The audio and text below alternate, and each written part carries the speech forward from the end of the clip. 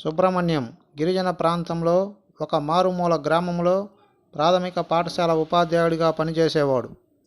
అతడు బాగా చదువుకున్నాడు. గిరిజన సమాజాన్ని అన్ని విధాలుగా అభివృద్ధి చేయాలనే దృక్పథమున్న యువకుడు. గిరిజన ప్రాంతంలో ఉపాధ్యాయుడిగా అతడు బాగా రాణించగలడని అధికారులు, మిత్రులు, కుటుంబ సభ్యులు, బంధువులు అనుకునేవారు. అందరూ అనుకున్నట్లే గిరిజన మారుమూల గ్రామంలోనే నివాసం ఉంటూ గిరిజనులతో కలిసిపోయాడు. అతని పాఠశాలలో గంగులు అనే విద్యార్థి ఉండేవాడు. అతను చదివే తరగతి కన్నా ఎక్కువ వయస్సుతో ఉండేవాడు. అతనికి బడి ఈడు వచ్చినా బడిలో చేర్చకుండా పొలం పనుల్లోనూ గిరిజన వృత్తుల్లోనూ ఉంచేశారు అతని తల్లిదండ్రులు. సుబ్రహ్మణ్యం సారు వచ్చిన తరువాత బడిలో చదువులు బాగున్నాయని ఎవరో చెబితే విని గంగులు తల్లిదండ్రులు అతన్ని బడిలో చేర్చారు. అప్పటికే గంగులకి 10 ఏళ్ళు దాటిపోయాయి. గంగులకి అక్షరాలు నేర్పడానికి సుబ్రహ్మణ్యం సర్వ విధాలుగా ప్రయత్నం చేశాడు. అయినా గంగులకి అక్షరాలు వచ్చేవి కావు. ఈత చెట్టు, తాటి చెట్టు, కొబ్బరి చెట్టు ఎక్కి కాయలు, పండ్లు తెమ్మంటే ఇట్టే తెచ్చేసేవాడు. నాటు పడవ నడిపి గెడ్డ దాటి వెళ్ళి పొరుగురు నుంచి సామానులు తెమ్మంటే ఒక్కడే వెళ్ళి ఎంత రాత్రైనా భయం లేకుండా వచ్చేవాడు.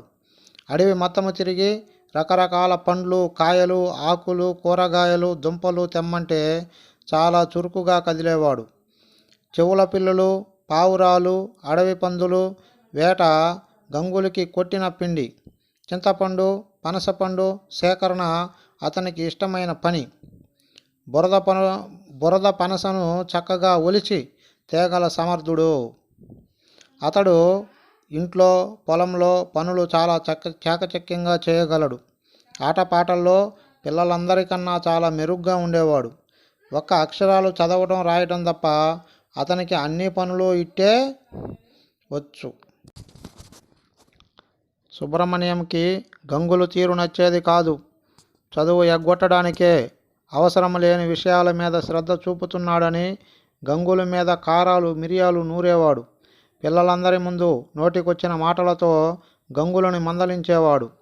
సుబ్రహ్మణ్యం మాస్టారు తనకన్నా చిన్నపిల్లలు ముందు అవమానపరిచి మందలించిన గంగులు బాధపడేవాడు తప్ప మాస్టారుకి ఎదురు తిరిగి చెప్పేవాడు కాదు.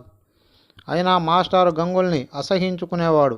ఒంటిపూట బడుల రోజుల్లో ఒకరోజు మాస్టారు మధ్యాహ్నం భోజనం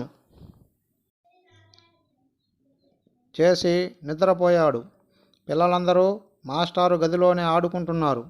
అంతలోనే ఒక నాగుపాము వచ్చి సరిగ్గా మాస్టారు నిద్రపోతున్న పరుపు మీద పడగ ఎత్తి హఠం వేసింది. పిల్లలు భయంతో అరవగా మాస్టారు నిద్రలేచి భయానికి గురయ్యారు. అప్పుడు గంగులు మాస్టార్ని భయపడకండి, కదలకండి అని చెప్పి పాముని పట్టుకొని ఒడుపుగా బయటకు తీసుకుపోయి అడవిలోకి వదిలిపెట్టేశాడు. మాస్టార్కి గంగుల మీద కొంచెం అభిమానం ఏర్పడింది. మరో రోజు అత్యవసర పరిస్థితుల్లో మాస్టారు గెడ్డ దాటి తన ఊరు వెళ్లాల్సి వచ్చింది. గంగులు మాస్టారుకు ధైర్యం చెప్పి తెడ్డు పడవ మీద గెడ్డ దాటించాడు. ఇంకోసారి మాస్టారుకి విషజ్వరం వస్తే పొరుగురు వెళ్ళి మందులు తెచ్చి ఇచ్చాడు. మాస్టారుకి అవసరమైన వంట చేసి పెట్టాడు. గంగుల మీద మాస్టారుకు ఉన్న అభిప్రాయం మారింది. చదువు రాకపోయినంత మాత్రాన మనిషి పనికిరాడన్నది తప్పుడు అభిప్రాయం. గంగులకి చదువు బుర్రకు తేలిగ్గా ఎక్కకపోయినా వాడికి లోకజ్ఞానము, శారీరక బలము, ఆరోగ్యము ఎక్కువ. అతడిలాంటి వారికి అర్థమయ్యేలా, ఉపయోగపడేలా బతుకు మెరుగుకు విద్యా విధానము మార్పు చేయాలని ఆలోచించాడు. అప్పుడు మట్టి నుంచి వచ్చిన మాణిక్యం అవుతాడు. అటవీ ఉత్పత్తులను మార్కెట్ చేసుకోవడం వంటివి తెలపాలనుకున్నాడు. మూఢనమ్మకాలు, దురాచారాలు, వ్యసనాలు, మూఢత్వాలపై అవగాహన కలిగించే స్థాయికి మలచి గంగులని ప్రియ శిష్యుడిగా చేసుకున్నాడు. మాస్టారు బదిలీపై వేరే ఊరు వెళ్ళినా వాళ్ళ మధ్య అనుబంధం చెడిపోలేదు. ఈలోగా గంగులు చదువులో దూసుకుపోయాడు.